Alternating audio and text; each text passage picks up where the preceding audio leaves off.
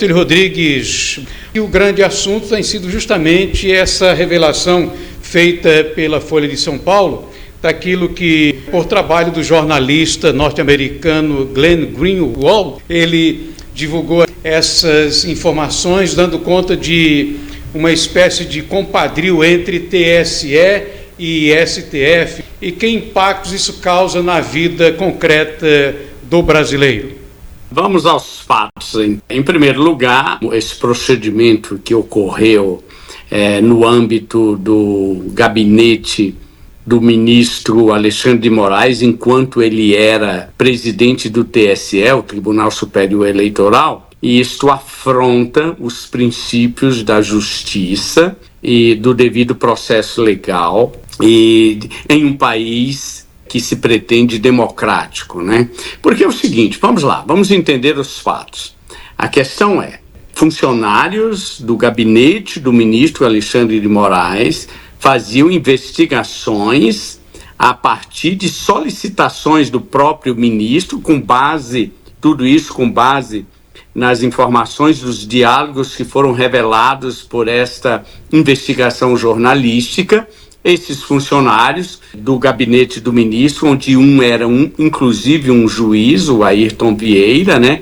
O outro era um perito responsável pela parte do que eles chamavam do inquérito das fake news, onde se investigava as fake news, e estas pessoas faziam investigações sem atender os ritos, os procedimentos propostos pelo devido processo legal da justiça. Isso se configura uma inequívoca violação dos princípios democráticos da justiça, porque em um país democrático, onde se cultua a justiça, os papéis são bem definidos. Juiz é juiz, investigador é investigador, acusador é acusador. O que se viu nesse evento foi que o Alexandre de Moraes, num desvio de função, num atentado aos princípios elementares da justiça, ele assumiu simultaneamente o papel de vítima, porque na fake news ele foi vítima do que se chama fake news, acusador, policial e julgador. Isso é um atentado aos princípios da justiça. Quais são as consequências disso? Em primeiro lugar, isso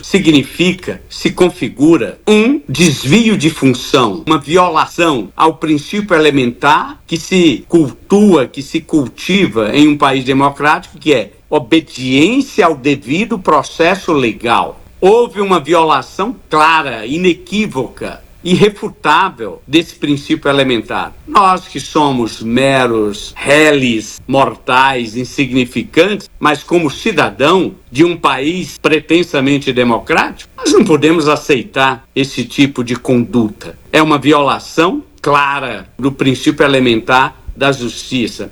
O que um cidadão comum pode entender? As consequências disso. Isso se configura um descrédito ao sistema judiciário e à justiça. É isso que a gente pode interpretar dessa ocorrência. Agora, é claro, a gente sabe que não deve haver consequência por conta da configuração de forças que existe hoje, né?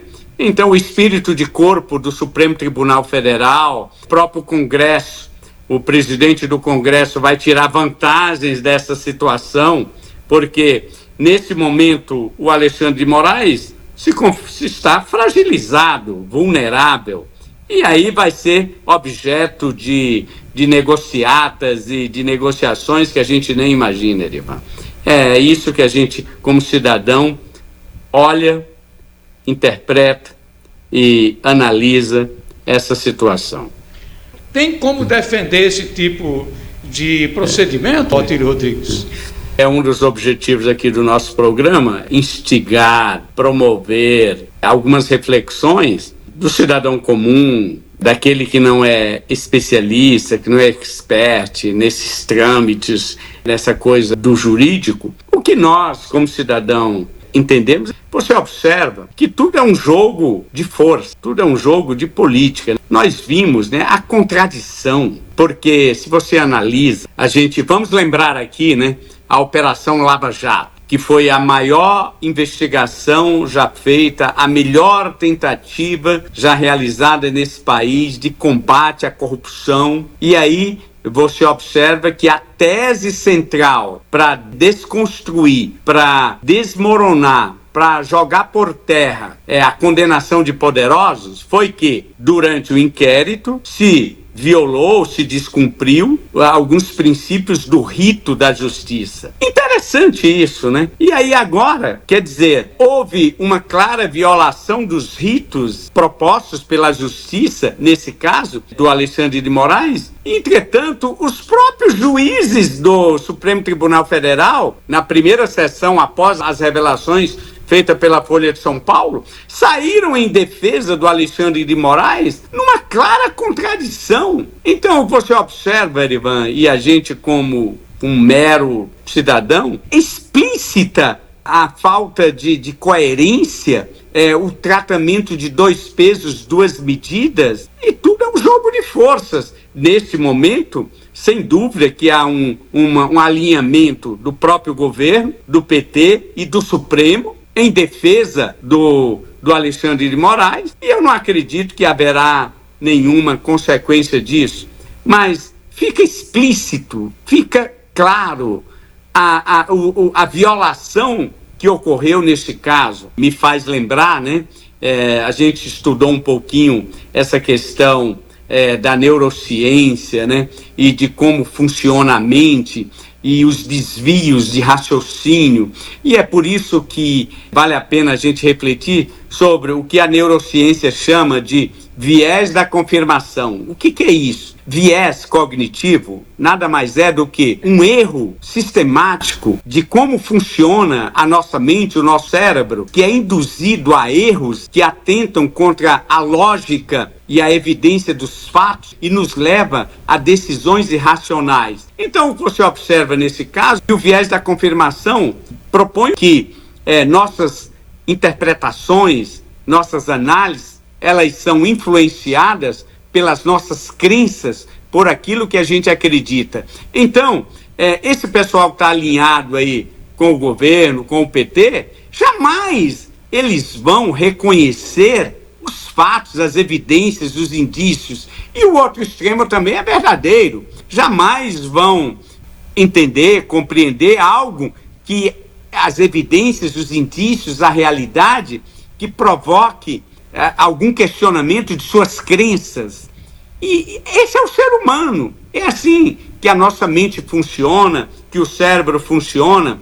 E esses são os chamados vieses cognitivos. E o viés da confirmação é isso.